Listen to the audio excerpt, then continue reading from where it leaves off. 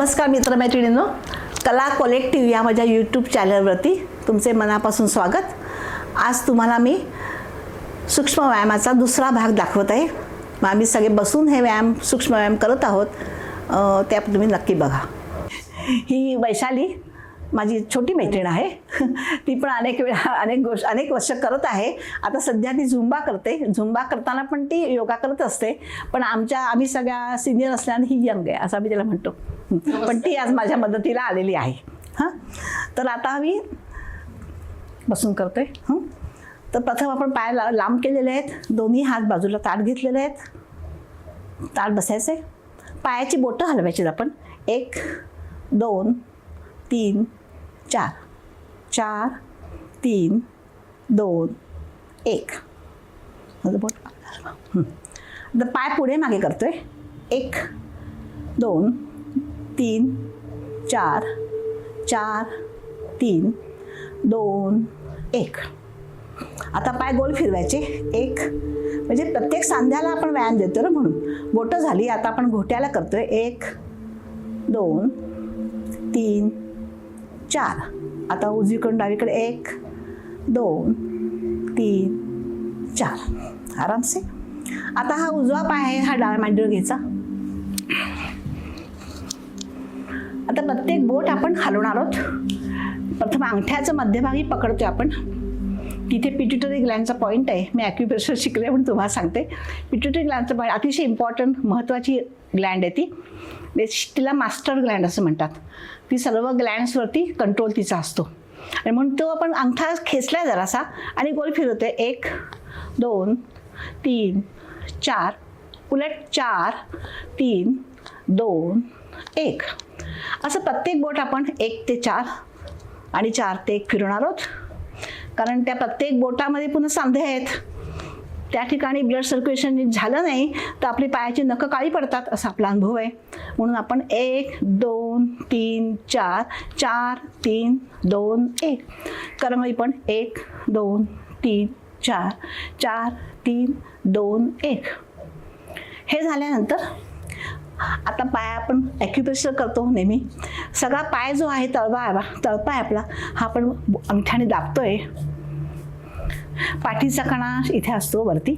तर आपण वरती पण बघतोय कुठे मान दुखते का, कंबर दुखते का, हे सगळं आपण तपासून बघतोय. आणि त्याचा आपल्याला खूप फायदा होतो. तळपाय हा आपल्या शरीराचा आरसा आहे. सगळे आपल्या शरीराचे पॉईंट्स ह्या तळपायावरती असतात. म्हणून आपण रोज आम्ही दाबतो पॉईंट सगळे ते. पायाच्या वरच्या बाजूला पण दाबतो आपण. पायाच्या 2 बोटांच्या मधला भाग आहे त्या भागामध्ये पण आपण वरपासून खालपर्यंत हाडापर्यंत दाबतो. ह्या सगळ्याचा उपयोग तुम्हाला सर्क्युलेशनसाठी होतो. आता आपण घोटा फिरवणार आहोत. पाऊल धरलाय मी. 1 हात गुडघ्यावर ठेवलाय आणि घोटा गोल फिरवते. 1 2 3 4. उलट 4 3 2 1. हे सगळं कशा करता तर लॅक्टिक ॲसिड, युरिक ॲसिड सांध्यामध्ये साठून राहतं आणि मग आपल्याला अनेक प्रकारचे आजार होतात. कळलं का? किडनी स्टोन, ग्राउट वगैरे. तर हे होऊ नये म्हणून आपण सगळ्याला आपण हे करतो की वात, कफ, पित्त हे पण एका ठिकाणी साठवू नयेत, सर्वत्र पसरावेत म्हणून आपण ह्या सगळ्या गोष्टी करतोय.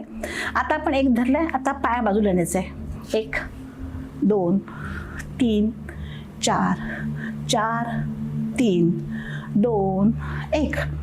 म्हणजे आपल्या जांघेपासून आपले सगळे स्नायू आपण लूज केले. हीच क्रिया आपण दुसऱ्या पायाला करू शकतो.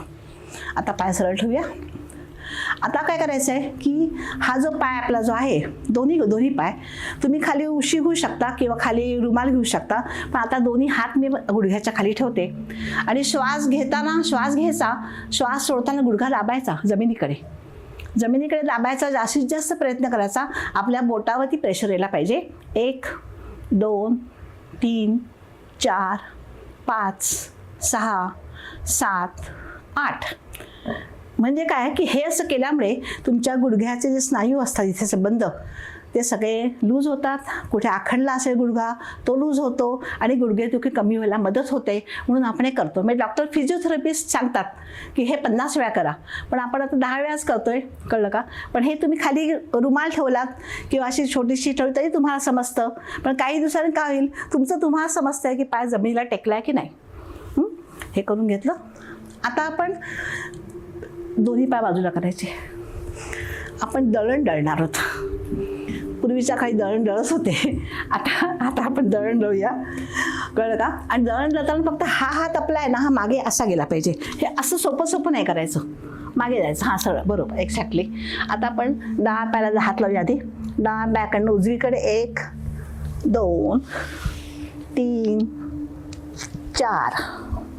आता उलट 4, उजव्या पायाला हात लावून 4 3 2 1.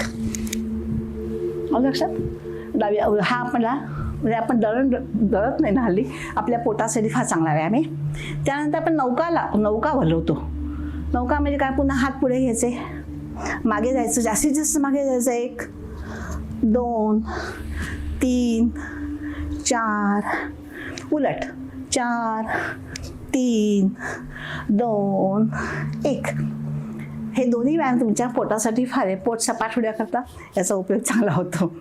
हां, आता आपल्या पायाचे व्यायाम करताना आणखी एक प्रकार आहे, तो म्हणजे दोन्ही गुडघे आपण जवळ घेऊया, हे आपले घोटे जवळ घेऊया आणि आपण याला बटरफ्लाय म्हणतात. सुरुवातीला सावकाश करायचं, समोर घ्यायचं. 1 2 3 4.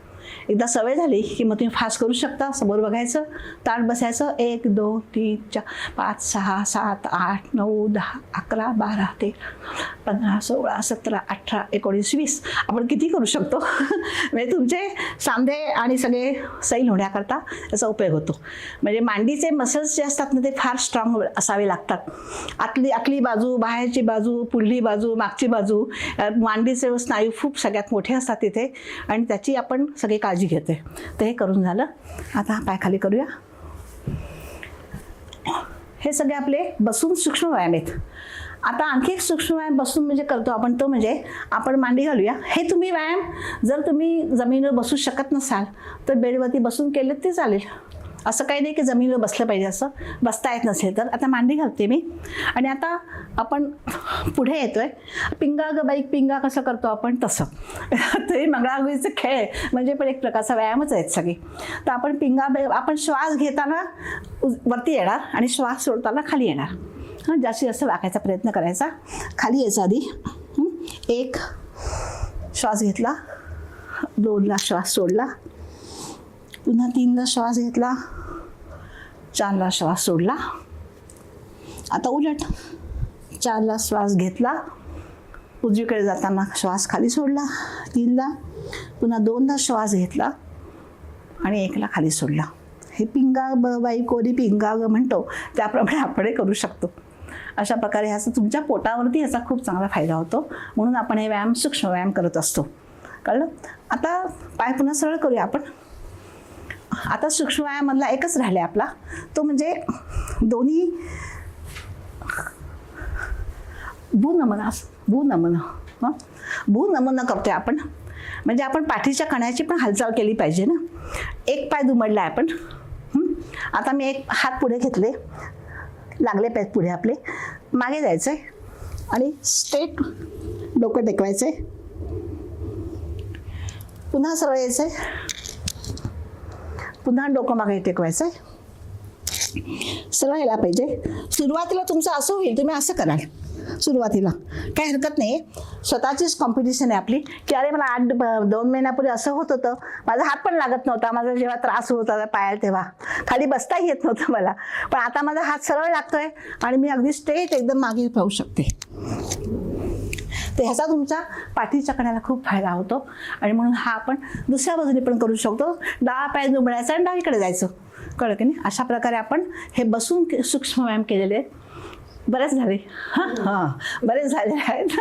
आणि हे सगळे केल्यानंतर तुम्हाला नक्कीच बरं वाटेल, मला खात्री आहे. व्हिडिओ बघा आणि करत राहा. 4 दिवस व्हिडिओ बघा आणि करा, आणि तुम्हाला 5व्या दिवशी व्हिडिओ बघायची गरज पडणार नाही. आणि मग लाईक करा, शेअर करा, सबस्क्राईब करा आणि कॉमेंट्समध्ये लिहा तुम्हाला कसं वाटतंय ते लिहा. आता पुढला भाग अजून एक आहे, कारण सूक्ष्म व्यायाम आपले पायाचे झाले, कमरेचे झाले, हाताचे झाले, आता बसून झाले. आता आपण झोपून करणार आहोत पाठीवर. पाठीवर झोपून करावयाचे सूक्ष्म व्यायाम आणि मग वज्रासनातले 2 व्यायाम आहेत ते आपण करणार आहोत. हा आपला तिसरा भाग होईल. तिसऱ्या भागामध्ये आपण हे दाखवणार आहोत.